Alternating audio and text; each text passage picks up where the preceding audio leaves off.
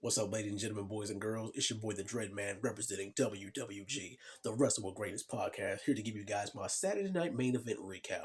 What I thought about the overall event, the main event, which is Gunther versus John Cena, and John Cena's retirement tour overall.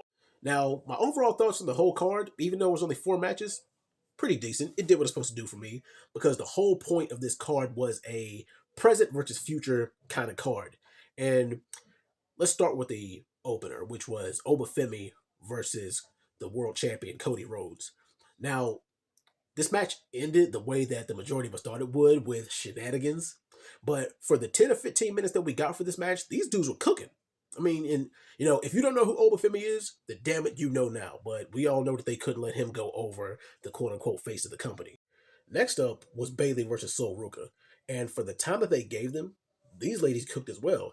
And I think that Sol Ruka going over was the right call, because at this point in Bailey's career, with her being a 10 plus year veteran, this loss doesn't hurt her at all. As a matter of fact, I think it actually helps her, because it makes her hungrier and gives her more motivation in the next year. And Sol Ruka gave people who aren't familiar with her just a taste of what she could do. Next was, to me, the match of the night, the tag team match between AJ Styles and Dragon Lee, which is what some people would call Dragon Styles or AJ Lee, kind of corny, whatever, versus Leon Slater and Mr. Bouncy himself, Javon Evans. This was non-stop, fast-paced, high-flying action out the gate. This match was probably about maybe 10 or 15 minutes as well, but I was not bored during one spot. Now, I think there might have been maybe a little slight hiccup in the match, but thing is, that didn't stop me from enjoying it. There was probably about at least 4 or 5 holy moments throughout this whole match, and I think that this was the right call, for AJ and Dragon Lee to go over, because I mean, like the future of the company, they're going to invest a lot in Leon Slater and in Javon Evans. So this loss does not hurt them. This is another one where it's like, well, small price. Yeah, we took the L today, but guess what? The sky's the limit for us.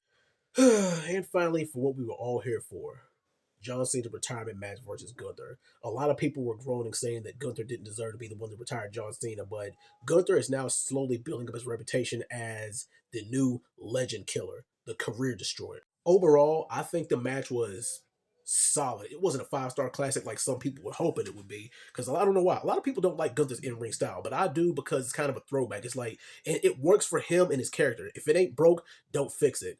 But the main controversy that I'm seeing a lot is that they didn't like the fact that John Cena tapped out. Listen, I know a lot of people are throwing Triple H under the bus, but guess what? 90% of this was John Cena's call. He wanted to end the match his way. He wanted to go out on his terms. It's basically just putting Old Yeller out to pasture, showing, yes, I have the reputation as Super Cena, but I can't be Super Cena forever. And I think that's what a lot of people look for, is win, lose, or draw. They wanted to see Super Cena come back one last time. But guess what? John Cena, he's older now. He's on his last leg. His body is breaking down. He even said at the beginning of the year, if I start on even one step, that's when I'm going to step away from the game. He can't do this forever, and that's what a lot of people need to realize. Now, could his overall retirement tour have been better? Yes, but I do think that this was a proper send-off, because it gives us more hope for the future. Gunther is going to be a main event player for a while, and as I said, these guys, especially like John Cena, they can't do this forever, especially when you see who else is next up on the retirement plate stepping up the bat. AJ Styles says he's going to be done at the end of 2026. Brock Lesnar, maybe 2 years left. Randy Orton, maybe 2 or 3 years left. CM Punk, maybe 2 years left.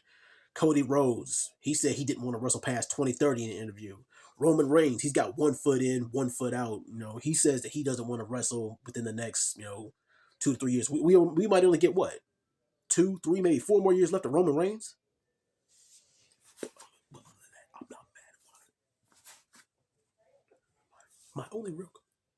Now, the only thing that really bothered me throughout this John Cena retirement tour is the fact that we didn't get any closure between him and The Rock, aka the final boss, with the whole heel turn and John Cena selling his soul to The Rock. That's the one thing that I really wanted closure on but didn't get. But hey, I mean, I guess it could be a speculation, it could be a what if kind of thing. And I really wanted it, because we never got their trilogy. We never got the rubber match between those guys. But whatever. I guess Beckers can't be choosers. But if this event showed me anything, is that we need to start building our newer talent now. We need to start building up the Obafemis, the Braun Breakers, the Austin Theories, the Carmelo Hayes, and the dozens of NXT superstars.